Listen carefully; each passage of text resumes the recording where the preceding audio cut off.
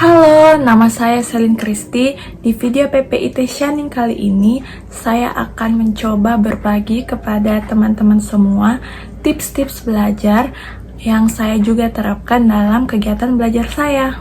Untuk tips-tips belajarnya sendiri, saya bagi ke dalam 6 tips. Tips yang pertama yaitu kenali tipe belajar kita masing-masing. Umumnya ada 3 tipe belajar, yaitu auditori, visual, dan kinestetik. Tipe yang pertama yaitu tipe visual, jadi ini lebih fokus ke penglihatannya. Untuk tipe belajar ini sendiri itu melihat video, melihat gambar, atau membuat diagram dan bagan itu sangat membantu untuk lebih cepat memahami. Kemudian tipe yang kedua yaitu tipe auditori, jadi lebih ke pendengaran. Untuk tipe ini sendiri, ketika belajar di kelas, akan fokus dengan apa yang dijelaskan dosen atau dokter. Kemudian, bisa juga dengan merekam suara dosen saat proses pelajaran di kelas. Tipe belajar yang ketiga yaitu tipe kinestetik. Untuk tipe kinestetik sendiri yaitu dengan cara belajarnya itu dengan gerakan atau dengan banyak praktikum. Untuk 3 tipe belajar ini sebenarnya sangat berguna untuk kita, karena untuk visual kita harus banyak membaca, kita juga harus banyak menonton video seperti itu. Kemudian auditori, mendengarkan apa yang dokter bilang atau yang dosen bilang saat penjelasan, karena tidak semua apa yang dikatakan dosen saat mengajar itu ada di PPT. Jadi kadang dosen itu kan pasti akan menambahi atau menjelaskan lebih lanjut apa yang ada di PPT. Kemudian untuk kinestetik yaitu dengan praktikum, kita sangat membutuhkan praktikum, membutuhkan skill lab kita memang benar harus diasah, harus ditingkatkan. Tapi dari ketiga tipe ini pasti ada di antaranya itu yang akan sangat cocok untuk kita supaya bisa lebih paham pelajaran. Yang kedua yaitu belajar untuk mendapatkan ilmu, bukan untuk mendapatkan nilai yang tinggi. Jangan jadikan nilai yang tinggi sebagai target kita untuk belajar atau alasan kita untuk belajar. Kenapa?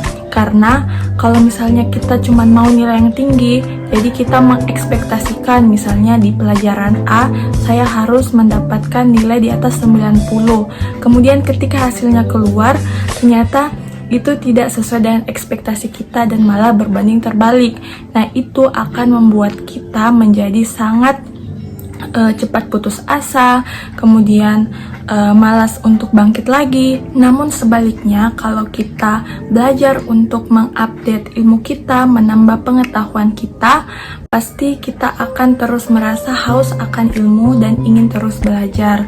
Jadi ketika kita belajar, kita pasang target. Misalnya di chapter ODIM atau IDIMA, kita memasang target, kita harus paham definisinya, pengertian dari ODIM sendiri itu apa, kemudian perbedaan dari sistematik IDIMA dan localized IDIMA seperti apa. Memang kita sebagai mahasiswa pasti butuh yang namanya nilai yang tinggi, tapi bukan berarti itu alasan kita kenapa kita mau belajar. Anggap saja nilai yang tinggi itu adalah reward untuk setiap usaha kita di pelajaran itu atau di semester itu. Jadi kalau misalnya nilai kita tinggi berarti usaha kita juga itu maksimal, tapi sebaliknya kalau misalnya nilai kita itu rendah berarti kita harus sadar bahwa ternyata belajar kita itu masih kurang. Dan ingat, kita sebagai medical student itu juga mempunyai prinsip yaitu lifelong learning. Jadi kita belajar seumur hidup, bukan belajar untuk mencapai nilai yang tinggi seumur hidup. Yang ketiga yaitu membuat jadwal belajar. Di FK sendiri itu kan sangat banyak pelajarannya, bukan cuma satu pelajaran. Itu pun kalau misalnya ada satu pelajaran itu masih terbagi lagi, masih bercabang lagi. Jadi usahakan untuk belajarnya itu dicicil, bukan SKS. Supaya kita bisa menyicil pelajaran kita, kita membuat jadwal belajar kita agar lebih tertata rapi jadwal kita. Tips yang keempat yaitu belajar untuk menghafal dan memahami. Jadi bukan cuma hanya untuk menghafal tapi memahami juga. Kalau kita cuman menghafal, itu seiring berjalannya waktu pasti akan cepat lupa. Tapi kalau kita memahami, kita akan mengerti konsepnya sehingga kita bisa tetap ingat dan tetap hafal pelajarannya. Tips yang kelima yaitu belajar dari banyak sumber dengan cara nonton video pembelajaran di YouTube, ikut kelas online, mencari PPT di internet, kemudian belajar dari soal-soal tahun lalu atau tahun sebelumnya itu sangat perlu. Kenapa? Karena itu membuat kita untuk bisa lebih memahami konsepnya. Yang terakhir yaitu temukan study partner atau small group discussion. Untuk study partner sendiri itu tidak perlu dia atau mereka yang selalu dapat nilai tinggi di dalam kelas, atau mereka yang tidak pernah gagal, atau yang tahu segalanya.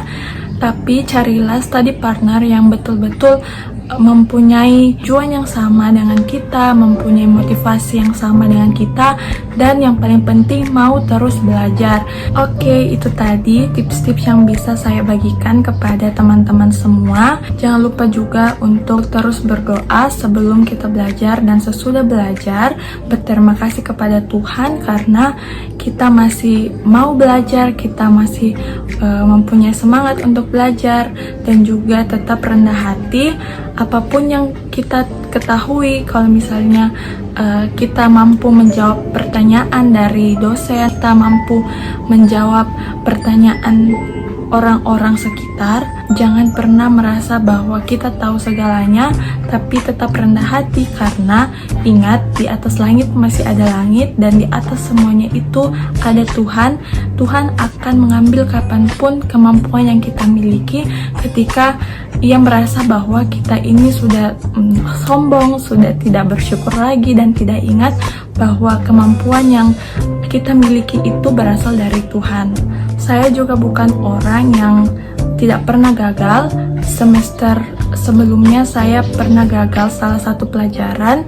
Merasa sedih memang ada, tapi tidak boleh berlarut-larut kesedihannya. Dan saya bersyukur dari kegagalan saya itu, saya bisa lebih bangkit lagi. Saya bisa tahu di mana kesalahan saya, bagaimana saya harus belajar yang lebih baik lagi supaya tidak gagal lagi. Untuk teman-teman semua yang sedang berjuang, sedang belajar untuk menggapai cita-citanya, jangan pernah menyerah, tetap berusaha, dan percaya bahwa apa yang kita tabur saat ini itu juga yang akan kita tuai di masa depan. Jadi kalau kita memang sudah mau belajar dan berusaha dari sekarang, pasti hasilnya Tuhan sudah perhitungkan untuk kita. Sekian dulu untuk video PPIT Shining kali ini. Sampai bertemu di video PPIT Shining selanjutnya. Dadah!